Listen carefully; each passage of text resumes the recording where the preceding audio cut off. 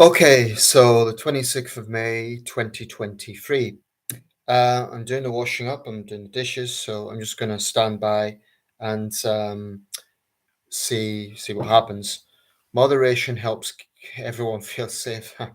To build a positive live chat experience for you and your viewers, choose who can participate, set a delay between messages, yada yada yada. Well, I haven't had to do that so far, ladies and gentlemen, so I'm not going to now. Uh, Anyway, the usual thing, people. It's been a while since I've done this, but just feel free to add questions, subjects, anything you want to know about. Maybe, hi, Carl. Welcome. You're the first person, so welcome. I'm going to be multitasking here, Carl, because I'm still doing the dishes. So please excuse me. I'm going to try and multitask because this is at something of an angle. In fact, you know what? I'm going to very carefully move this. Yeah, I'm on the top flat now. That's why it's changed. So it's my new flat, so to speak. Let's see, maybe there, if I could do that. Can you hear me okay, Carl? Is the sound okay? Yeah, so this is actually I think it's called there's actually a name for it when it's an attic roof. There's actually a name for that. Pretty convenient, actually. I've got everything in here, so that's convenient. How are you? That's good.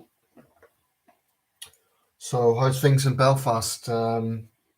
Is it, have you had a busy day there, or how's things going?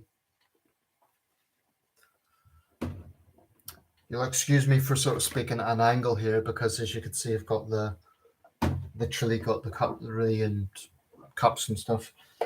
I'll be sitting down in a minute, but I thought, what the hell, I'll just start into this. So it's the usual thing, Carl. See how this goes. Hopefully, more people will join in.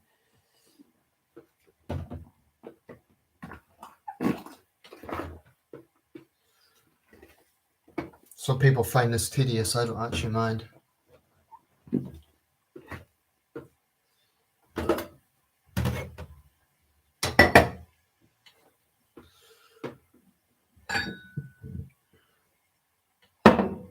Still there, Carl?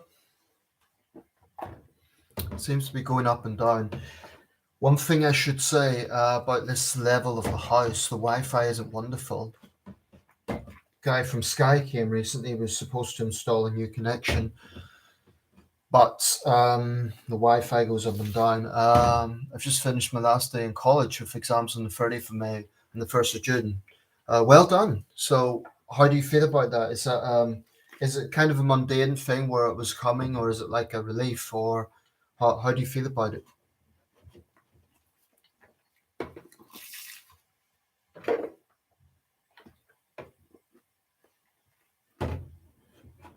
So, are you anxious about the exams, or do you think that'll be okay?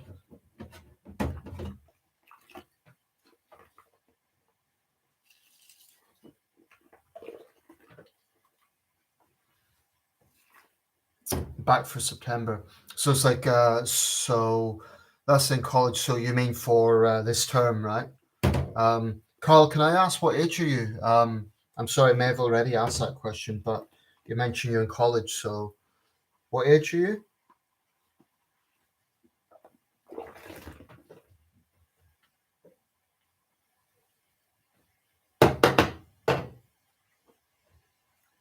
22. Yeah, I remember when I was your age, back in the mid 2000s, I was at Wolverhampton University. I was looking for prospectuses the other day. I actually held on to them because I don't know if you took a prospectus when you were choosing which college you go to, but some of them are actually quite glossy. They're like decent magazines. um, yeah. So, are you at Queen's University or is this like an independent college? Where are you at, Carl? You don't need to tell me exactly. I'm just wondering, like, when you say college, that can mean like a university college or a sort of specific institution that's specialist.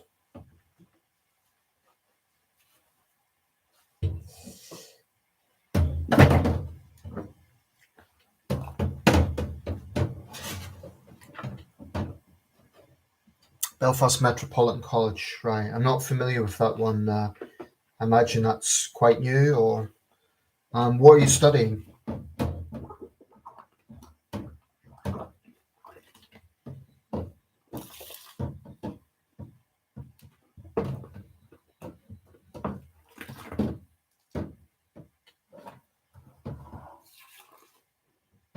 You know, when I was at uni, YouTube had just been invented, basically 2005.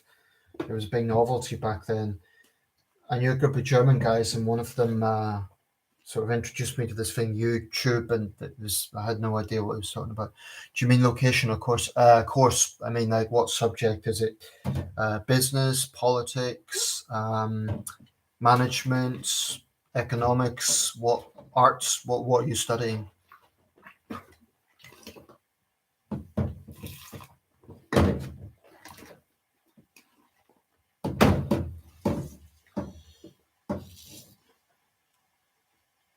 Let this build up a bit.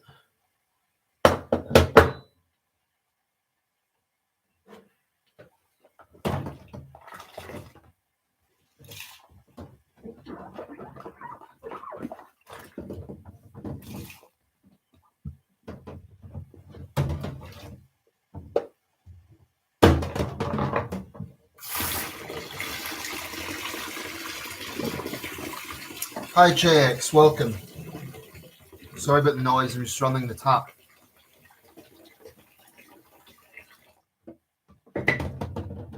Yeah, I'm okay. Well, so. Had a disappointment yesterday. You know, as a freelance journalist, it's very difficult to get a breakthrough. So I'm not too happy about that. Hello, Alan. Welcome to you too. Right, a few more people joining in now. Welcome, everyone.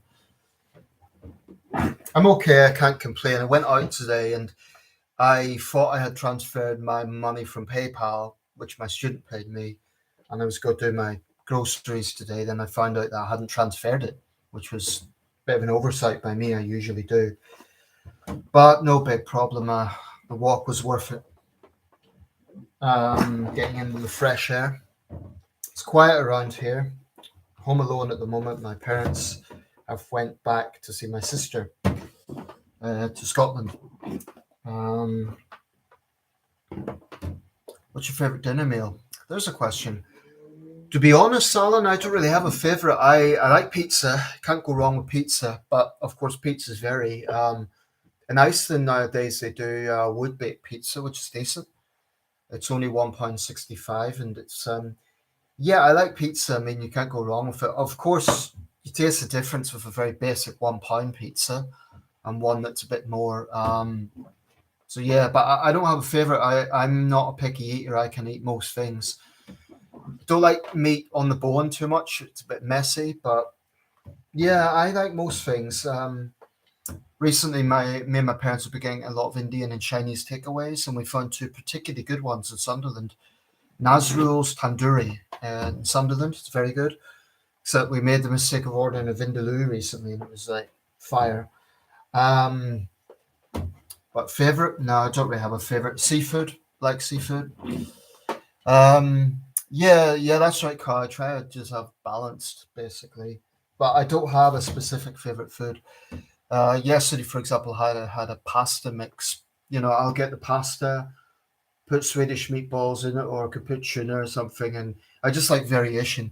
Tonight, nothing special. A £1 Iceland lasagna. Nothing exciting. It's filling. Does the job. But you know, I'm a big eater. I can eat a lot. So, Carl, Pathfinder is a mixture of different subjects, such as personal finance, healthy, effective communication, lifestyle, dangers of social media, as well as maths and English. That sounds good. That sounds really rounded. It sounds comprehensive. So, is it like each module focuses on something different? Um, Sounds like a good course. How are you finding it, Carl? Do you enjoy the course? Do you find it interesting?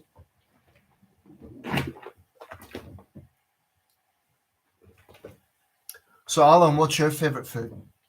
Do you have a favorite meal? 2 year course.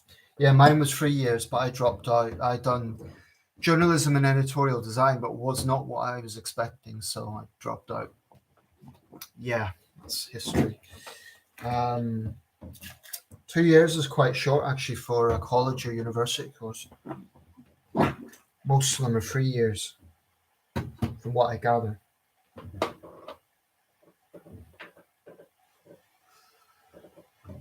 Fish, yeah, I like fish. I mean, I like fish without the bones, just for convenience sake. When I was in China, actually, a little bit of an anecdote here. Some of my colleagues invited me out to this really remote mountain hamlet, and they said, "Well, we're going fishing." So I said, "Well, where's the fishing rods? Where's the apparatus?" And it was actually we caught the fish by hand. It was like in a rice paddy, this really mountainous area, and we literally caught the fish by hand. Unfortunately, it wasn't very edible because there's just too many bones in them, and but it was quite a surreal thing actually having caught these fish and seeing them on the barbecue spit, and that was an interesting experience, one that I haven't forgotten easily. But fish, yeah, I'm British obviously, so in this country, fish and chips is a big thing. If it's done well, they do vary. Um, for lunch today, I had mackerel on toast. It's affordable and healthy. Brown toast, I mean brown bread, mackerel. So yeah, I like fish, but again, fish varies a lot. I think it went quite well. That's good. Be a relief.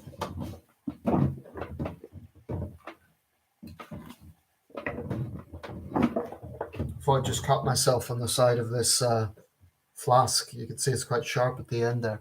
Ray, welcome. Hey Nathan, what do you think of that prankster Missy? Yeah, that Pratt Missy, who said to people, "You want to die." Why say that he doesn't even know these? I didn't even know that bit. He told people he wanted them to die. I'll be honest with you, my reaction is what little shit. I mean, yeah, the diet guy definitely belongs in jail. Apparently, he's been arrested again. Surprise, surprise. I mentioned this in my last video about the Cardiff riots. I briefly mentioned it. I think there's a danger here he'll become a sort of celebrity. He already is in some perverse way, but he's just a common criminal. I mean, he's breaking into people's homes. If that was a pensioner or a vulnerable person, he could give them a heart attack. But he could also put himself in real danger because someone could take the law into their own hands. Um, the first penalty was, I think, a £358 fine. But like I said in the video, this guy's going to be raking up a lot of money. I don't know if you can get monetized on TikTok, but probably it's lucrative, whatever he's doing. And it's just perverse interest in that. So I think he needs to be slapped with a much tougher penalty. I think he needs a prison sentence. If he's breaking and entering, he's not even a young offender. He's 18. So he's technically an adult. Well, he's an adult. Yeah, they need to throw the book at him. He's admitting his crimes. He's not showing any remorse. The hell with him. Yeah, that's basically my thoughts on Mizzy. The one good thing about this is he's not the brightest tool in the box. I mean, he's showing his face. The police know who he is. So really, it comes down to our justice system to hold him to account. But, the fact he's going into people's homes, yeah, it's disgraceful. How do you feel about the normalization of relations between Saudi and Iran? Now, I must be honest, Alan, that's news to me.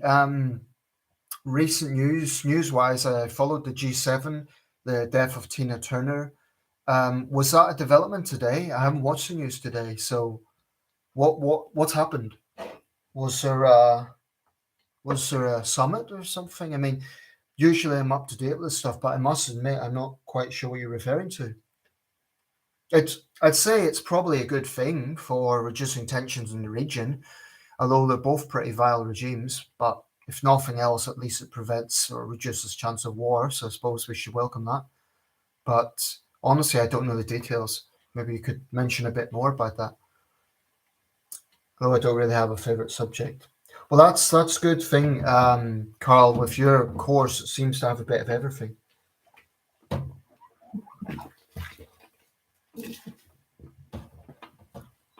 By the way, Alan, was this brokered by the Americans? So was Israel involved? Was there any sort of third-party involvement? Egypt, maybe? I must admit, I'm honestly, it's news to me. But I'd cautiously welcome it. I mean, any reduction in regional tensions has to be a good thing. And when it comes to human rights, it's like Satan rebuking sin, so to speak. They're as bad as one another. Saudi's got microscopic changes, but I'm sure you've heard about the Holly and Phil drama. I have. I haven't followed it closely. All I know is Philip Schofield's brother was exposed as a predator. Um, and apparently they've had tensions on set and he's left the show. I don't know much more than that. Hold on, it was a couple of months ago, technically, the Saudis and Iranians renewed diplomatic relations, I should say. That's interesting because it didn't get much attention here. I don't recall seeing that, and I do follow current affairs closely. Yeah, honestly, I that must have slipped my notice because it didn't get much attention here. Um, but I would say it's probably good for the region. Any reduction in tensions has to be a good thing. If it could mean an end to the suffering in Yemen, because God knows people there have been through hell, brokered by China. That doesn't surprise me. Now, I know the Chinese have been involved in Afghanistan. I know they've been negotiating with the Taliban. And ironically, this is an interesting thing recently, things rights. So the Chinese were lecturing another country about human rights, but then it is the Taliban. So, but yeah, it may well be China sort of exerting its weight a bit.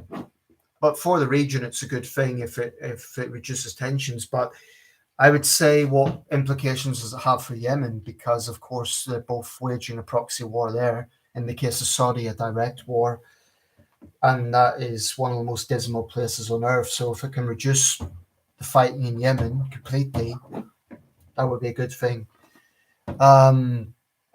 What's my thoughts? Yeah, on the Holly and Phil thing. Basically, that's it. I don't have strong opinions on it, Carl. I don't have strong opinions on either of them. I know some people don't like Philip Schofield. They find him arrogant. I don't watch the show, so honestly, I don't have really strong opinions either way. Um, who knows? Another news story, guys, I should mention in my city. Now, I don't know if any of you read national papers, but here in Sunderland, we had a notorious case 31 years ago. A little girl was murdered in a warehouse. And it's actually an area I used to live in. And that area was rough then. It's improved a bit now, but it was always quite a rough area. Anyway, it actually became one of Britain's longest unsolved child murder cases. I'm referring to Nicky Allen. If you Google it, you'll see a reference to this. It was reported in the national press. But initially, Northumbria police got the wrong guy. And he went to trial in Leeds, and basically his life was ruined. He didn't go to prison because he was cleared, but he had to leave home because of he lost family members. His life was ruined. But finally, they've caught the guy that done it, and it's all child murder is evil, but the circumstances of this were horrendous. Basically, the predator involved took her to an abandoned warehouse. And he made advances on her, and when she resisted, he killed her in a brutal way. So that case, it's kind of big local story here in Sunderland, but it has made national news as well. Nicky Allen, I know in that area they had a big mural like Justice for Nicky, but honestly, it was as bad as the Bulger case in Liverpool. It was that sort of very emotive kind of case. Let's see. Hi Nathan, you did a video on Jerry Springer one time. What do you think of chat shows? Did you think the Maury show was better than Jeremy Kyle? The Maury show was not aggressive than Jeremy Kyle. Yeah, I'm familiar with the Maury Povich show. To be honest, I'm not even interested in the hierarchy between them. I think they're all trash. I do think the Kyle show was the nastiest of the lot because of the particular way he went about things. And in the case of the Jerry Springer show, I think probably a lot of it was staged, but not all of it. What I find interesting is when Springer died, there was all these eulogies about what a great guy he was. I don't see him as a great guy. I see him as a former politician who's kind of made his name by this very cynical thing. And he said that he was simply showing America as it was, but he was very clearly exploiting that. And I think a lot of his guests were mentally ill, quite honestly. Like the woman who blinded herself willfully. Someone like that has to be mentally ill, and I think he was exploiting it. Maury Povich, don't know that much about his show, but I've seen enough of it to know I didn't like it. Um, as for the Kyle show, trash. Uh, I suppose there is some that are a bit. Dr. Phil sort of takes a slightly more professional approach, I guess, but even that they all exploit on some level. There is differences, I suppose. I mentioned I'm not into a hierarchy, but I mean the Trish Goddard show that was less mean spirited. Montel Williams, Ricky Lake, those ones were less aggressive than some of the aforementioned ones. But for the most part, I'm not a fan of them. I think they're pretty cynical, the way they go about things. People will say, well, no one's forcing the guests to go on. But if the guests are being lied to, yeah, I think it's very. So I titled that video "The Negative Legacy of Jerry Spring," and that's how I feel about it. I think it's an overwhelmingly negative legacy. I don't see much good come out of that show. Um, showing real life. Well, that's for investigative journalists. That's for. I don't think it's for entertainment in that way. Okay, let's see. Oh, by the way, there's another one, the Steve Wilkos show. Now, Steve Wilkos has zero experience as a psychologist, as a therapist, or anything like that. He was basically a bouncer on, I think it was either the Jerry Springer show or the American version of the Jeremy Kyle show, and now he has his own show. That's America for you. It's like a guy with zero credentials can head a show like that. Nah, I really don't like those sort of programs. But this extends, to be honest. Sorry, I'm going off on a tangent, but shows like X Factor, Britain's Got Talent. If you look at 1990s television, I was watching Funhouse the other day as I was having dinner. The silly kids game show for my British viewers. You guys might know what it's about, or maybe it was long before your time. But basically, it was this show where two competing school teams went on and they went through guns and games, and it was a bit silly, but it was ultimately, it wasn't mean spirited. Neither was Stars in Their Eyes. Neither was A Crystal Maze. All of those things were good fun. They weren't. There was nothing mean about them. What I don't like about X Factor and Britain's Got Talent is people are let through that clearly don't have much talent, but they're let through just so that the judges can talk down to them and the audience can jeer them off. There's something I just find unpleasant about that. I don't like it. So most contemporary reality TV I have no time for. That's my take. Yeah, some people believe it could lead to peace in Yemen. Let's hope so, because that has to be one of the worst places on earth to live, along with Somalia, Sudan, the DRC, and a few other countries, Afghanistan. It's a dismal place. And if, in the case of someone like Yemen, if they could at least have peace and they could focus on other things like infrastructure, poverty, and all the other problems that are in that country. A friend of mine who's into geopolitics believes it confirms that Iran's real number one enemy isn't Saudi, but actually Israel. Yeah, I mean it's that's not really surprising. When it comes to, I think Iran sort of places this hierarchy of what they call the Satans. I think they call Israel and Saudi the little Satans, or Israel and Britain the little Satans, and America the big Satan. So I don't know where Saudi goes into that. Sorry, that's the Iranians, I should say. I don't know if Saudi is the extra Satan or what. Of course, they're both Islamic countries, albeit very different schools. One Sunni, the other Shia. So I don't know. I sometimes think the problems of the Holy Land are perpetual. I'm glad they caught him. Oh, you're talking about the guy in Sunderland? Yeah. I mean, he got 30 years. I know the mother involved, she wasn't happy about that, but honestly, he's in his 50s now, so he's going to die in prison. That it may not be a whole life tariff, but it may as well be. Because I've often spoke about soft justice in this country, but 30 years is a pretty hefty sentence. That man's going to die behind bars, so justice has finally been done. But it took too long, and the police did mess up. I mean, the only thing they had on the other guy, George Heron, was he happened to be a neighbour and he had a knife in his place, and it seemed to be not much else. And he confessed from coercion after denying it 100 times. Um, but the east end of Sunderland, where it happened, has a bit of a history.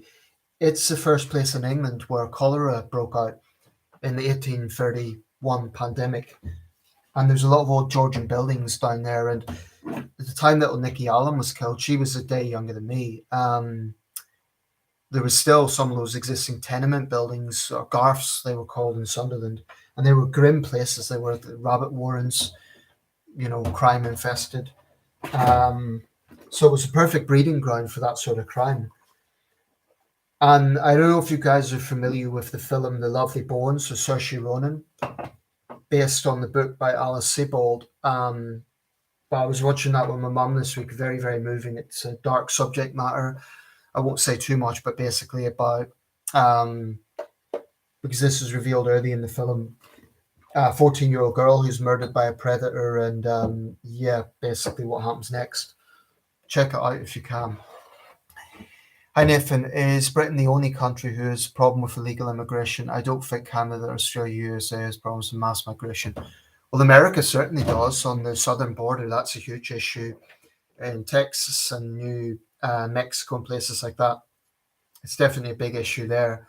And there's been, there's similar debates that go on about illegal status and so on. And I know on the southern border, there's been some tragedies last year.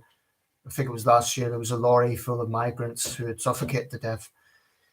In that case, whereas the migrants we get in Britain tend to be from African countries, from Syria, from Iran, in the southern border of the United States, they tend to be from Venezuela, Guatemala, El Salvador.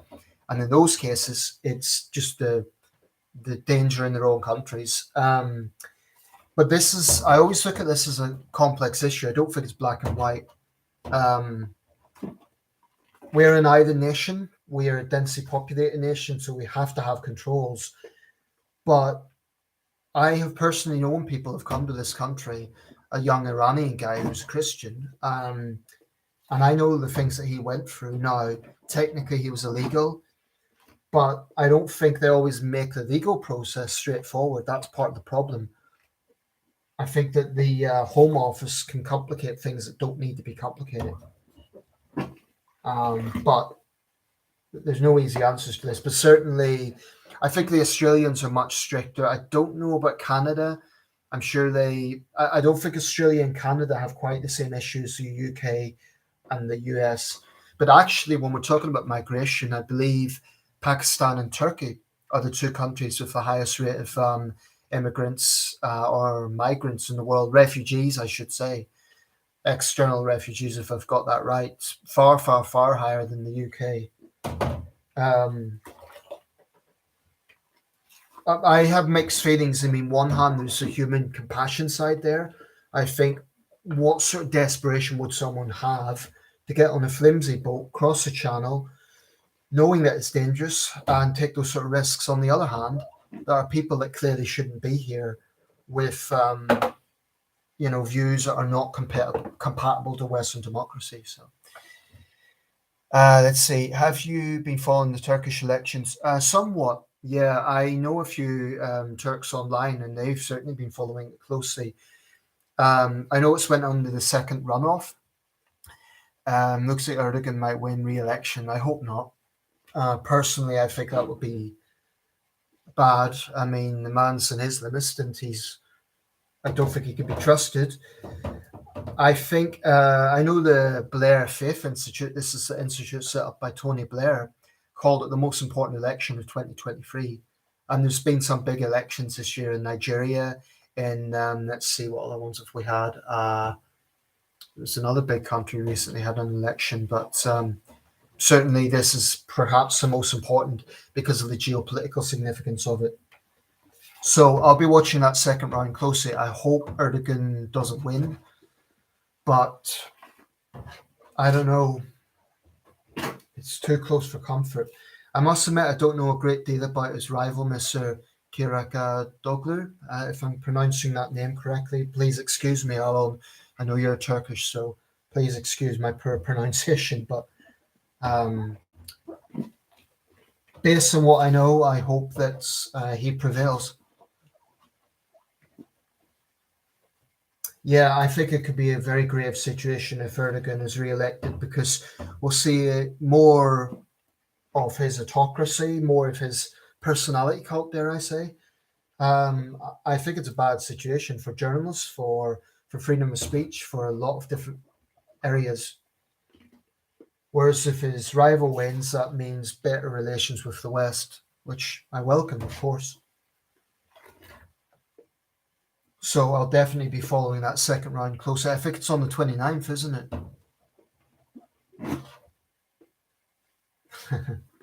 Yeah, Turkish names, I have to say, are up there with Polish names in terms of pronunciation. But I'll make a stab at it. Kirika Doglu. Kirika Doglu? Kirika Dochlu? I'm probably saying that completely wrong. I know with Erdogan, it's the G is silent as well. It's Erdogan. Erdogan is the pronunciation there, from what I gather. I think Turkish is quite a unique language. It's not really comparable to anything else, except maybe some of the Turkmen languages of Central Asia. I guess would be some overlap there with Turkmenistan, Kyrgyzstan. And I don't know if there's any relation to, for example, Georgian or Armenian languages. Imagine it's a very old language.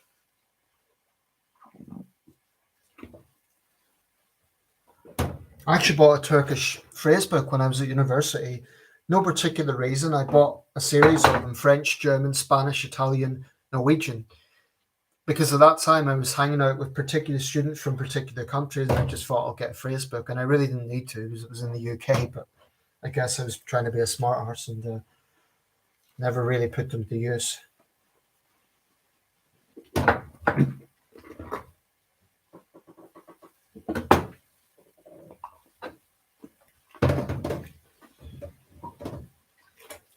So let's see here. Okay, just checking if any new comments. Almost finished this. I'm going to wrap this up quite soon, guys, because I need to shave and do a few other things.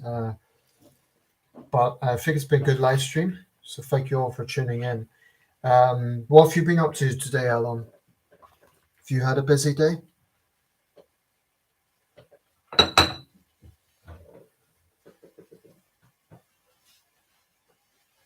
Just getting a drink, guys.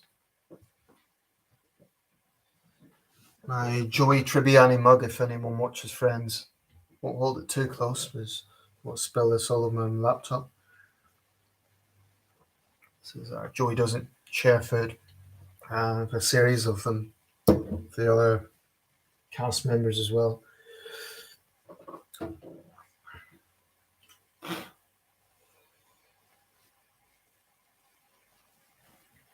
Did anyone follow Tina Turner's career? I have to be honest, I didn't. I can't say I was a fan, but I like some of her songs. I like Simply the Best, and Golden Eye was a decent Bond theme tune.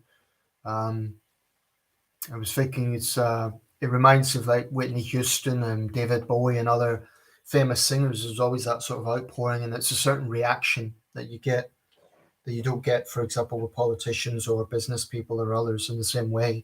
It's something kind of unique to celebrities. And I would say particularly to singers, even more than actors, unless the actor dies young. I mean, Tina Turner was 83, so she had a long life, but I don't know if an 83-year-old actor would have the same reaction on their passing. Maybe. I remember I was in Prague when Michael Jackson died, and there was candles all over the place, or rather just after his death, and there was candles all over the place, remembering him. And of course, Rolf Harris died this week. For those who don't know, Rolf Harris was a popular entertainer in Britain and an Australian who unfortunately got exposed as a prolific predator, and he showed no remorse. So really a fall from grace. And my mum was saying, like, with Jimmy Savile, it was obvious because there was always something a bit creepy about him, but with Harris, he seemed like a nice bloke. turns out to be a remorseless predator. Way too many celebrities dying these years. Yeah, I mean it's very noticeable. 2016, I always think of that year because in 2016, just off the top of my head, just in showbiz, right? We had David Bowie, Prince, George Michael, Carrie Fisher. This is all 2016. Leonard Cohen. Who else was there? Muhammad Ali in the world of sports. Fidel Castro. There were a lot of big names that year. And last year, it was particularly not so much celebrities, but it was world leaders. So, of course, Queen Elizabeth II, um, Pope Benedict XVI, China's former president Jiang Zemin, Mikhail Gorbachev. So there's four big names in 2022 alone. I know his brother is, but people are saying he is, but might be rumors, not facts. Sorry, what are you referring to, Tommy? I don't know what you're referring to. I know his brother is, but people. Oh, are you talking about the Schofield thing? Yeah, I mean we'll have to be very careful about rumors. Just because he's related doesn't mean he's guilty. But I honestly don't have very strong opinions about this because I don't watch the program. So, but that's that's fuel for tabloids where you have two well-known TV presenters and they apparently have a feud.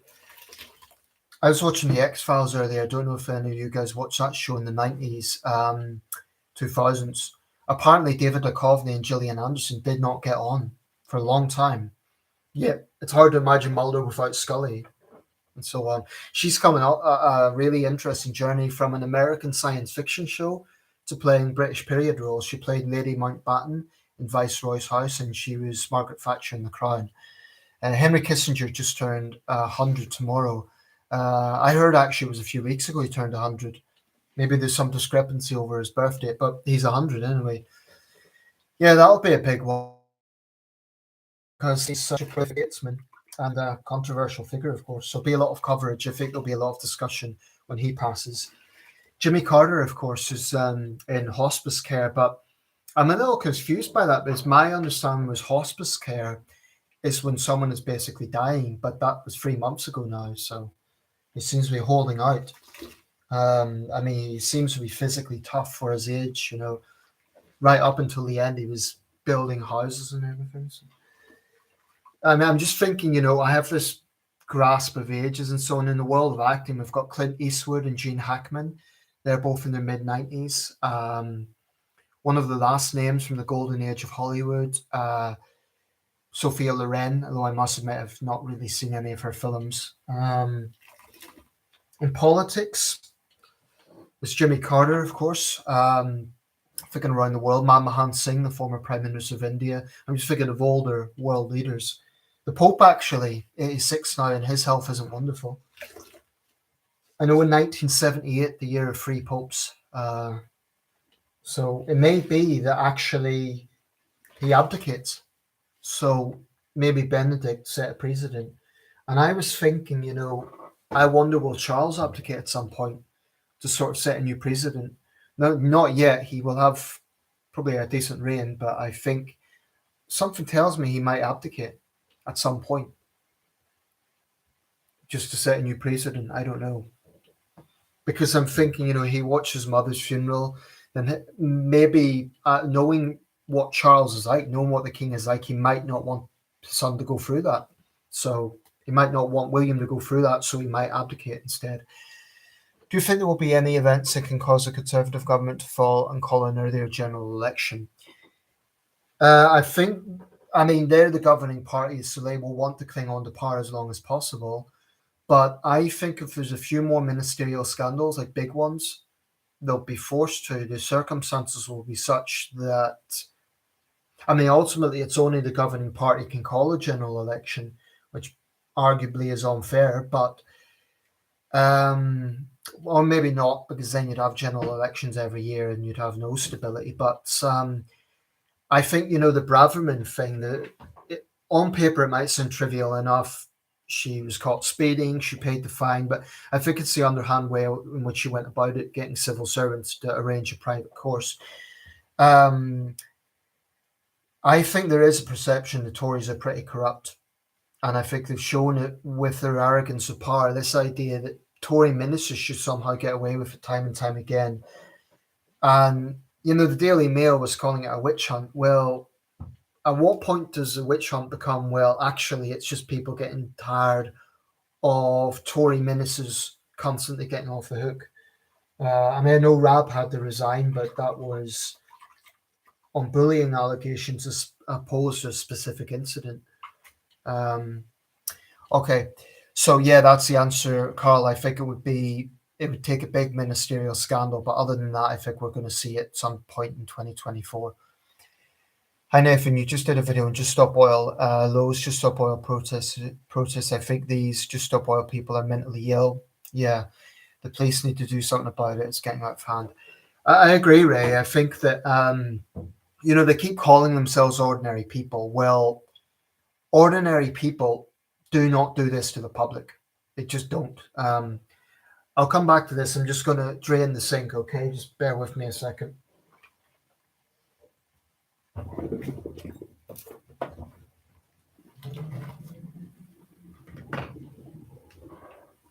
Let's dry my hands.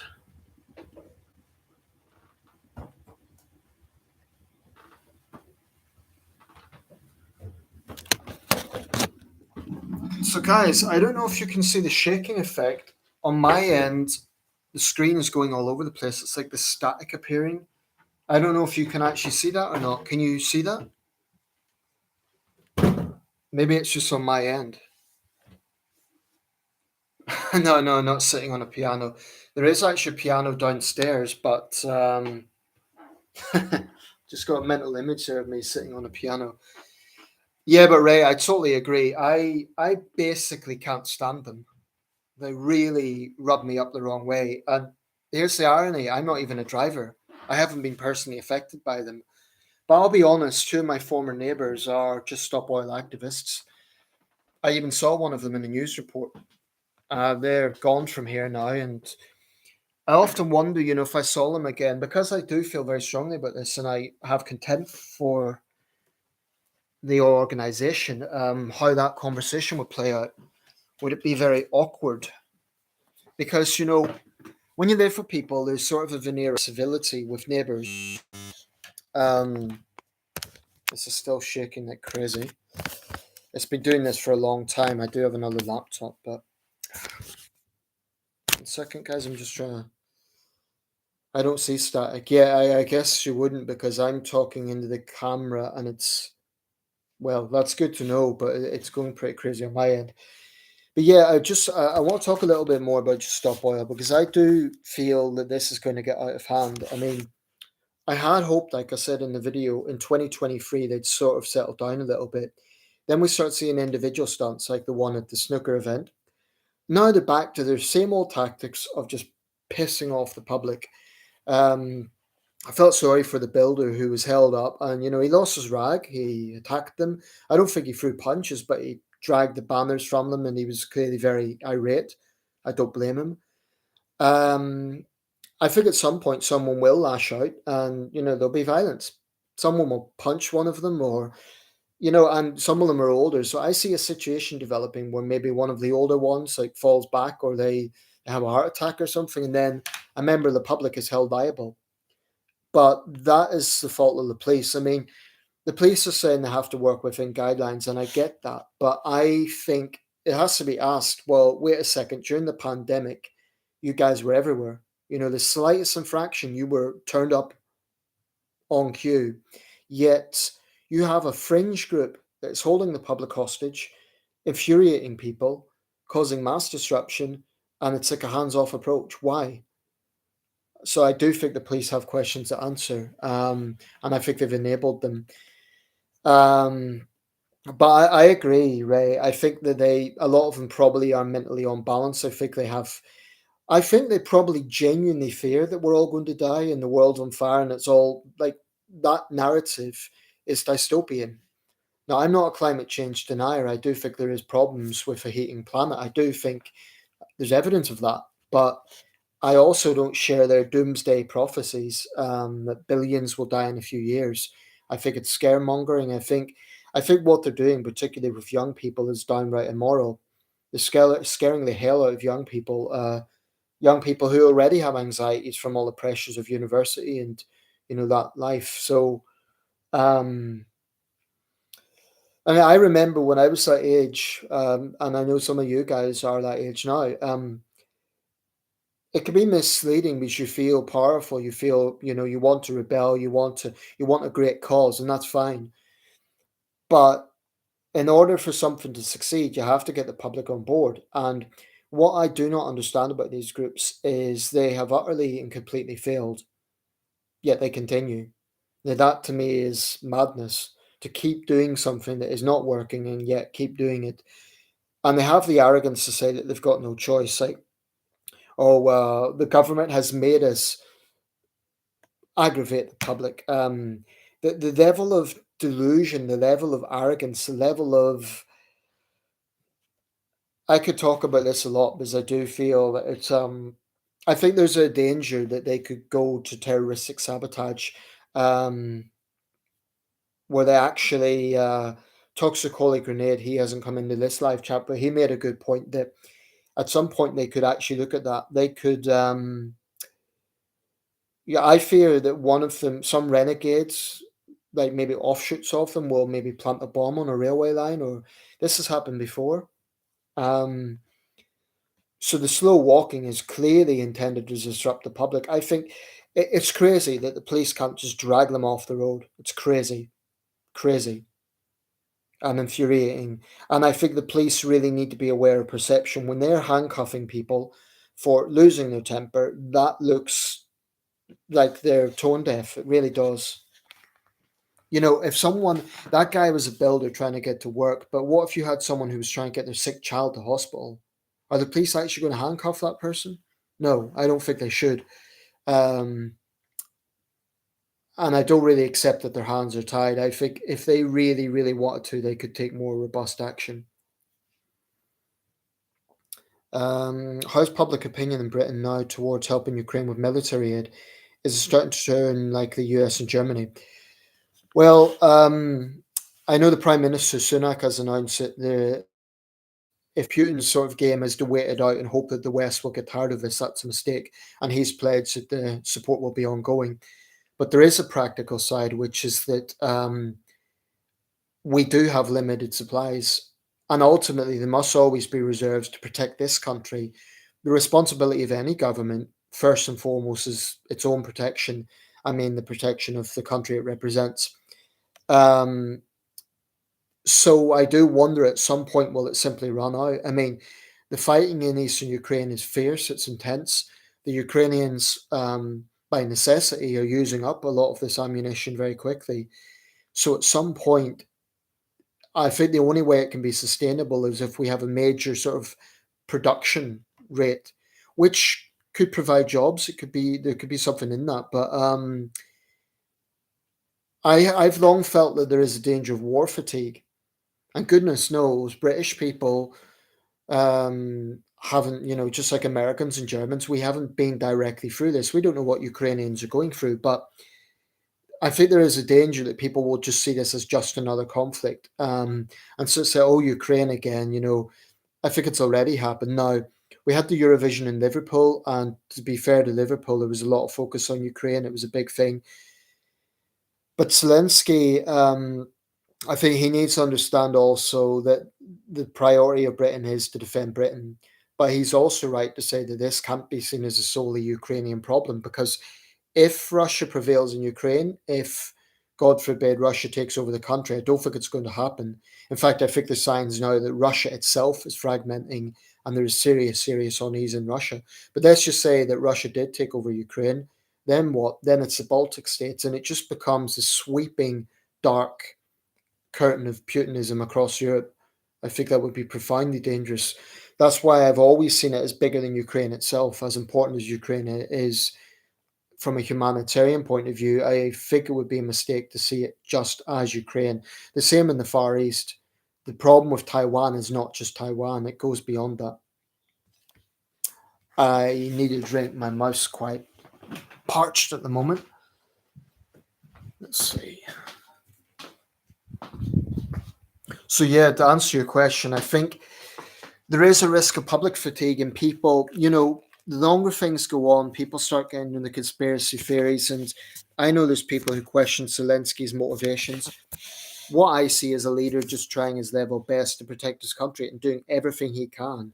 If that means being in the news, if it means going to summits, if it means a visible presence, that makes practical sense. And I think any leader would do the same thing. Um, Tomu, I remember last summer on the coronation when Just Stop Oil went on the mall road thing and never seen the police remove people as fast as that day. Oh, you mean earlier this month? Yeah, that's true. Um, if only there was more of a consistent approach. I think it's because on that occasion the security situation was huge. It was the biggest ever undertaken by the Metropolitan Police. I believe even bigger than the Queen's funeral or the G20 summit in 2009 or the Olympics. All those events had big security operations, but yeah, I mean it's good. I'm pleased they did act robustly because the threats that Just Stop Oil were making were along the lines of setting off smoke bombs to scare the horses. Now, if that had happened, could have killed a rider, it could have caused a stampede. In the end, it didn't happen. This isn't to say the police got it totally right. It was an innocent woman held for 13 hours. And the stupid thing about that was, even when they knew that she wasn't among the protesters, they still held her. Now, that's infuriating. And it's a sort of basic common sense deficit the police seem to have a lot nowadays. And there's no excuse for it. I think she would be well within her rights to sue them for I don't know what for, abusing the power, for false arrest, something. But she missed out on. She was a royalist, so she missed out on the event. She looked like she was going to Ascot Ladies' Day, so it was just a basic brain drain from the police on that incident. On the other hand, there was no major trouble on the day, so. But I just wish it was. Last summer, I think it was her coronation. Um, but Ray, the coronation was this month. Sorry, I don't know what you're referring to. Let me just read that again. I might have misread. Sorry. No, it was last summer. So you're talking summer 2022. I think it was her coronation. Everyone was moaning about double standards, which I agree, as they do nothing when they block normal people. But you're talking about summer. Are you talking about? I think you're referring to the Platinum Jubilee, not the coronation. Right, I think we've crossed wires a bit here. I think you're referring to the Platinum Jubilee, the Queen's Platinum Jubilee, which was last summer, but that wasn't the coronation. The coronation was this month. I think you mean the Platinum Jubilee. Yeah, I mean, I agree as well. There can't be double standards. I think with a big royal event, by nature, that is going to be a big event. There's going to inevitably have to be a big security presence, but I agree. There shouldn't be a lack of consistency. It shouldn't be down to ordinary members of the public to have to take matters into their own hands. Yeah, I know it's hard to keep track with royal events. There's been a lot this decade. In the 20s, we've had a lot. Um, I actually think it's going to quiet for a while now. I can't think of any major royal event coming up. The next one will probably be the King's 80th birthday in 2028, but I don't think that will be a very big thing. Um, but yeah, you're absolutely right. The police have to be consistent about this. Another example is during the pandemic. When they were everywhere to be seen if someone was violating the restrictions, but when it comes to Just Stop Oil loons holding the public hostage, where are they? I do think the police are their own worst enemies sometimes. They complain about lack of resources, they complain about bad PR, but it's the decisions they make. I think is sometimes they do themselves no favors. Hi Nathan, do you think Britain should keep the monarchy or should Britain go Republican? The far left seem to want Britain to go Republican. I did make a video about this, Ray, so I don't know if you got around to seeing it.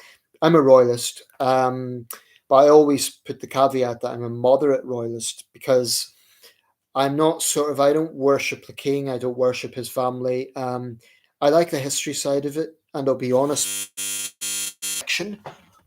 of royal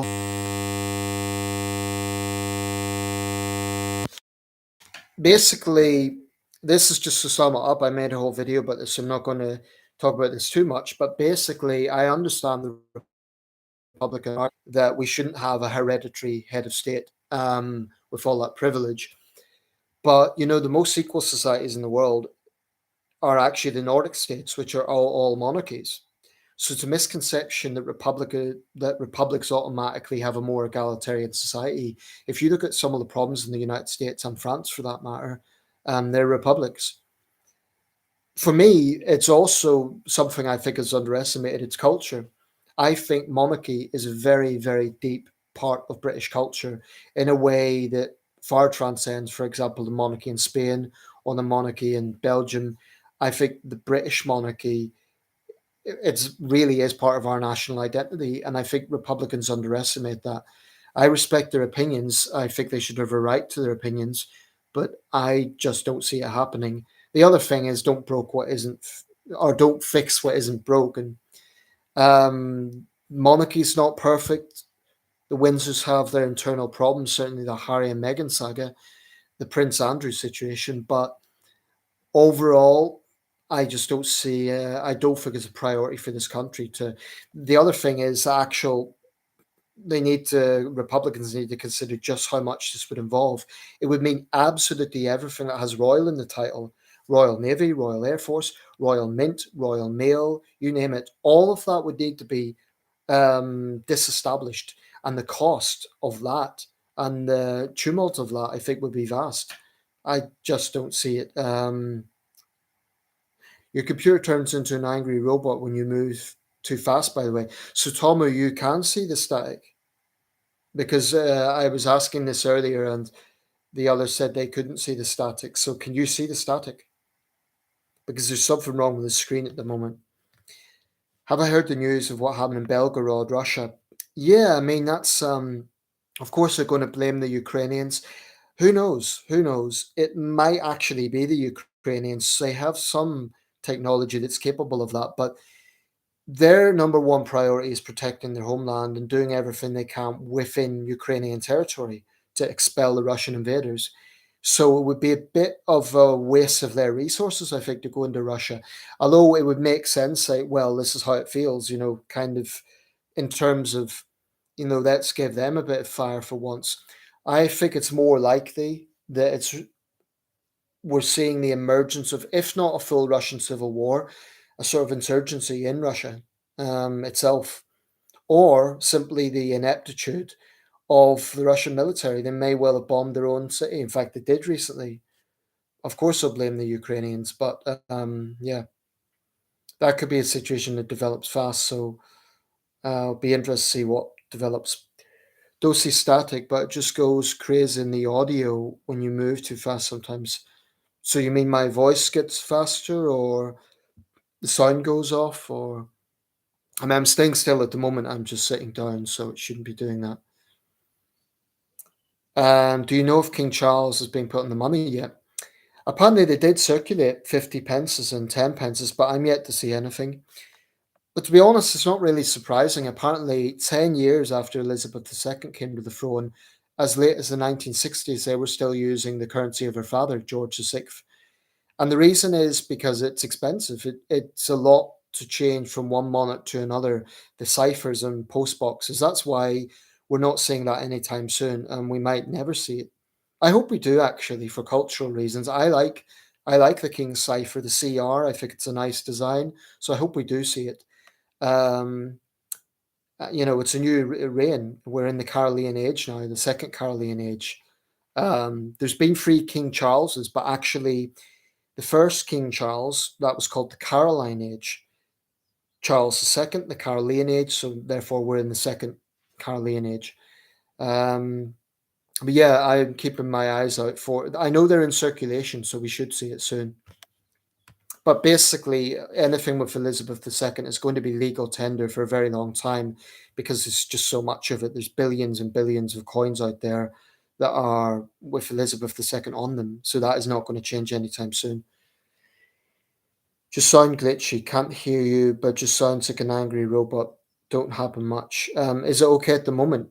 I mean, is it you mentioned it doesn't happen much? I hope it's not ruining the whole thing. This is, by the way, the more basic laptop. The reason I've done the live stream here is it's just for convenience. On the other computer, it takes forever to upload things. But actually, I'm going to wrap this up soon, guys. It's been an hour. Let's say I'll give it another 5 minutes. I also need to use the toilet, so 3 minutes. So I think it's been a good live stream. Thanks all for your participation. Let's say I'll close with one final topic. So someone wants to bring something up. Yeah, it only happened once when you showed your royal merch. I moved it. So hasn't happened much in your videos, but not much. Okay. If it became unbearable, like if it was unwatchable, that would obviously be something I'd have to address. But as long as it's not over the top. I've been watching the X Files today. I don't know if you guys ever watched that series one. I was quite into it. I mean, I don't watch it all the time. Some episodes are better than others, but it's just an interesting thing I read recently. If you're familiar with the show, if you're not, it's about two FBI agents who investigate paranormal things as a sort of extracurricular assignment or series of assignments. It was a pretty good show, pretty popular in the 90s and early 2000s. And David Duchovny and Gillian Anderson were the stars, and they apparently didn't get on in real life. Sometimes the way. Another example is Leonardo DiCaprio and Claire Danes, who were both in the Baz Luhrmann version of Romeo and Juliet, 1996, a film I really like. Apparently, they didn't get on set. At least that's a rumor. Who knows what really happened? Okay, guys, I do actually need to use the toilet, so I think I'm going to wrap this one up. But thank you all for logging in. I know some people, they come to live streams late or they say, oh, I missed the last live stream. If that happens, don't worry. I'll be doing this periodically. So if you miss one, you'll definitely catch another. When was the last time you went to London? I'll just answer this quickly. Tom Ubers, I do need the toilet. And how much does it cost from Sunderland? Want to go to Northwest, but cost me like £200 in train fares. To be honest, I've given up on the railways these days. I don't trust them. I think that they treat customers very badly. I mean, even before the strikes, it was a joke. So the last time I was in London was 2019. I went to visit my brother and his wife in Surrey. I was only in London briefly. I think on that occasion I got Grand Central. That is one good service, comparatively speaking. It's the only service that's directly from Sunderland to London. It's on an old railway line, and they either stop at York or the other one, I think, is Northallerton, both via Peterborough. And it's within reason. It's less than £100 return. So that's by London standards, that's good. But it is expensive in this country. Talking of expensive, sorry, I'm changing the subject slightly here, but Beyonce was just performing in Sunderland at the Stadium of Light. And apparently there was a guy from New York City who came all the way to Sunderland to see Beyonce because it was cheaper than getting a ticket locally, which is incredible. But yeah, train fares in this country are crazy. Tomu, are you in London? I'm sorry, I know you've told me before, but are you going? You mentioned Northwest, so you're going to Liverpool, Manchester. I'd say just look around a bit because, and also it depends when you get the ticket. Now, if you get it a week before, it's going to be expensive. That £200 mark, it's probably right, to be honest. That's probably the standard fare. It's expensive. And then, they having paid it, then you could be held up by strikes. I would check the days of the strikes. I would, just do your homework before you travel to save as much stress as possible. New Haven, Brighton area, okay. So Brighton, you'll have to change in London. Staying in Blackpool, it's quite a journey that. So Brighton, you'll probably change in London, visiting Manchester and Liverpool, and then you'll have to change in Manchester or Liverpool anyway to get to Blackpool. So I imagine actually taking 2 or 3 trains for that journey. To be honest, I'm not that familiar with the Northwest, so I can't make any suggestions as to companies, but certainly from the Northeast, from Sunderland to London, it's been a while, but at that time I think it was £90 or something. I can't honestly remember. But yeah, train travel in this country is not straightforward. If you're interested, Tom, if you haven't already got your ticket, I would check out some of the coach services. They are longer, but they're a lot cheaper. Megabus, National Express, you could get them maybe £20, £15. It's a lot cheaper. Maybe from Brighton it'd be a bit more, maybe 30 quid. And the journey's a lot longer, like I'm guessing 8 to 10 hours, but it is a lot cheaper. So I would look into that. Okay, guys, I really need to go, so I'm going to say goodbye. Thank you all for coming to this live stream. I'll do it again, and have a good evening wherever you are. Good luck with your journey, Tomu, and Alon. Good luck with the Turkish election. Hope it goes well, and thank you all for logging in. Until next time, thank you.